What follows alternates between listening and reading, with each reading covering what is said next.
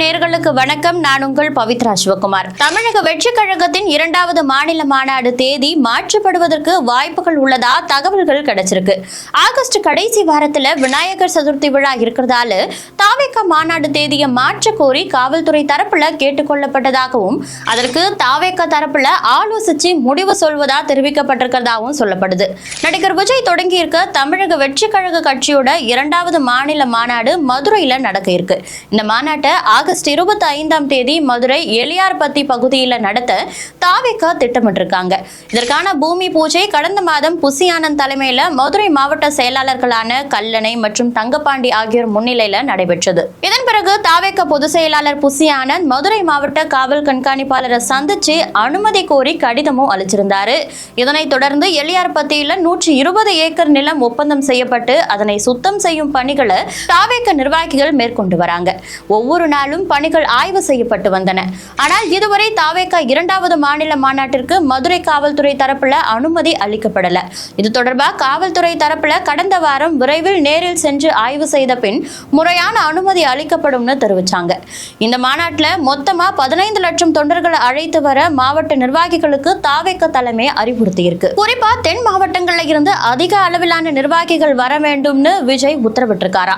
அது மட்டும் இல்லாம 2வது மாநாட்டிலேயே தாவேகாவின் முதற்கட்ட வேட்பாளர்களை அறிமுகம் செய்யவும் ஆலோசிச்சு வராங்க. இந்த மாநாடு தாவேகா தலைவர் விஜய் மேற்கொள்ள உள்ள சுற்றுப்பயணத்திற்கு மிகப்பெரிய அடித்தளமா இருக்க போகுதுன்னு சொல்லப்படுது.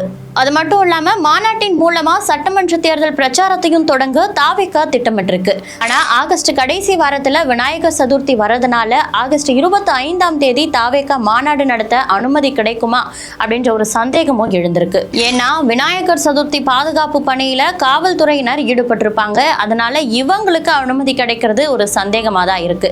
இதனால தாவேகா மாநாடு வேறு தேதிக்கு மாற்றப்படுமா அப்படின்ற குழப்பம் ஏற்பட்டிருக்கு. இந்த நிலையில தான் புசி ஆனந்த் மதுரைக்கு போய் அங்க மாநாட்டு பணிகளை ஆய்வு செஞ்சிருக்காரு. அது மட்டும் இல்லாம மாவட்ட எஸ்பி அரவிந்தனை நேரில் சந்திச்சிருக்காரு. அப்போ மாநாடு வரைபடம், தொண்டர்களின் வருகை எண்ணிக்கை, ஒப்பந்த பத்திரம் உள்ளிட்டவற்றை சமர்ப்பித்ததாகவும் சொல்லப்படுது. இதன் பின் காவல்துறை தரப்புல விநாயகர் சதுர்த்தி பாதுகாப்பு பணிகள்ல காவல்துறை ஈடுபட வேண்டி இருக்கிறதால மாநாடு தேதியை மாற்ற முடியுமானும் கேட்கப்பட்டிருக்கு. அதற்கு புசி ஆனந்த் விஜய் திருமண நாள் மற்றும் விஜயகாந்த் பிறந்த நாள் என்று சென்டிமெண்ட் பார்த்து தேதி முடிவு செய்யப்பட்டிருக்கு. அதனால தாவேகா தலைவர் விஜயிடம் கேட்டு பதில் அளிக்கிறோம்னு சொல்லியதாகவும் தகவல் கிடைச்சிருக்கு. இது மட்டும் இல்லாம முன்னணி அரசியல் கட்சி தலைவர் ஒருவர் நடிகர் விஜயின் தமிழக வெற்றிக் கழகத்துல விரைவில் இணைய இருக்கிறதாகவும் தகவல்கள் வெளியாகி இருக்கு. இந்த நிகழ்வு தமிழக அரசியல்ல ஒரு பெரிய மாற்றத்தை ஏற்படுத்தும்னு எதிர்பார்க்கப்படுது. சிங்கப்பூர்ல நடந்த முக்கிய பேச்சுவார்த்தையை தொடர்ந்து இந்த முடிவு எடுக்கப்பட்டதா அரசியல் வட்டாரங்கள் தெரிவிக்கின்றன. மேலும் பாஜகவின் பிடியில் இருந்த முன்னாள் முதல்வர் ஓ பன்னீர்செல்வமும் தமிழக வெற்றிக் கழகத்தில் இணைய உள்ளதா அரசியல் வட்டாரங்கள் தெரிவிக்கின்றன. எடப்பாடி பழனிசாமியால் தனித்து விடப்பட்ட ஓபிஎஸ் என்றைக்காவது ஒரு நாள் அதிமுகவுடன் தன்னை இணைத்து வைத்து விடுவார்கள்னு பாஜகவை முழுவதுமா நம்பியிருந்தார். ஆனா சமீபத்தில் அதிமுக பாஜகவுடன் கூட்டணி அமைத்த போதிலும் ஓபிஎஸ் அதிமுகவில் இணைக்காதது ஓபிஎஸ்க்கு பெரிய ஏமாற்றத்தையே அளிச்சது.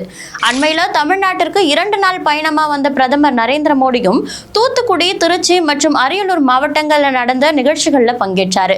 அவரை அதிமுக பொதுச் செயலாளர் எடப்பாடி பழனிசாமி, எஸ்பி வேலுமணி, KP முனுசாமி, தமாக தலைவர் JK வாசன், AC சண்முகம் உள்ளிட்ட பலரும் வரவேற்றாங்க. ஆனால் பிரதமர் மோடி வரவேற்க அனுமதி கோரிய ஓபிஎஸ்க்கு அந்த அனுமதியும் கிடைக்கல. இதனால ஓபிஎஸ் பாஜக மேலிடம் கழற்றி விட்டதா தான் பார்க்கப்பட்டுச்சு. அதற்கு முன்பாக அமித்ஷா வந்த போதும் ஓபிஎஸ் சந்திக்கல. இந்த நிலையில ஓபிஎஸ் ஆதரவாளரான பண்ருட்டி ராமச்சந்திரன் திடீர்னு பாஜகவை கடுமையா விமர்சிக்க தொடங்கியிருக்காரு. அது மட்டும் இல்லாம திமுக மற்றும் தாவேகா இடையில் மட்டுமே போட்டி என்று கூறியிருக்கிறார். ஏற்கனவே விஜய்க்கு ஆதரவு அளிப்பது தொடர்பா எதிர்காலத்துல பரிசீலிப்போம் அப்படின்னு ஓபிஎஸ் கூறியிருந்தாரு. தற்போது பாஜக கழற்றி விட்டிருக்க நிலையில ஓபிஎஸ் தரப்பு இந்த முறை விஜய்க்கு ஆதரவளிக்கும்னு அவர்களுடன் கூட்டணி அமைக்கும்னு சொல்லப்படுது. அதே போல விஜய் கட்சி தொடங்கியதிலிருந்தே எந்த ஒரு அனுபவம் வாய்ந்த அரசியல்வாதியும் தாவேகாவிற்கு செல்லவில்லை. அதிமுகவிலிருந்து விலகிய அன்பர் ராஜாவும் திமுக பக்கமே சாய்ந்தார். அது மட்டும் இல்லாமல் டெல்டா, வட மாவட்டங்கள்ல விஜய்க்கு ஆதரவு இருந்தாலும் தென் மாவட்டங்கள்ல விஜய்க்கு பெரிய அளவுல ஆதரவு கிடைக்கல. அதற்கு முக்குளத்தோர் சமூகத்தை பிரதிபலிக்கும் வகையில் எந்த பிரபலமான தலைவரும் தாவேகால இல்லாததே ஒரு பெரிய காரணமா பார்க்கப்பட்டுச்சு. இந்த நிலையில தான் ஓபிஎஸ் தாவேகாவுடன் இணைந்து செயல்பட வாய்ப்புகள் உள்ளதா பார்க்கப்படுது.